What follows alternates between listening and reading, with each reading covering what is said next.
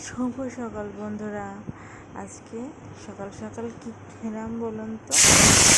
সকাল সকাল পান্তা ভাত আর কাঁঠাল দিয়ে ডিম ভাজি। আপনারা কে কে খেয়েছেন পান্তা ভাত দিয়ে কাঁঠাল দিয়ে? আমার কিন্তু খুব ভালো লাগে পান্তা ভাতের সাথে কাঁঠাল।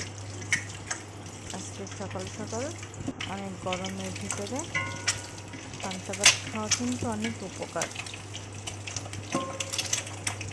আর সেই সাথে একটা পেঁয়াজ ভাজি একটু আর একটু ডিম।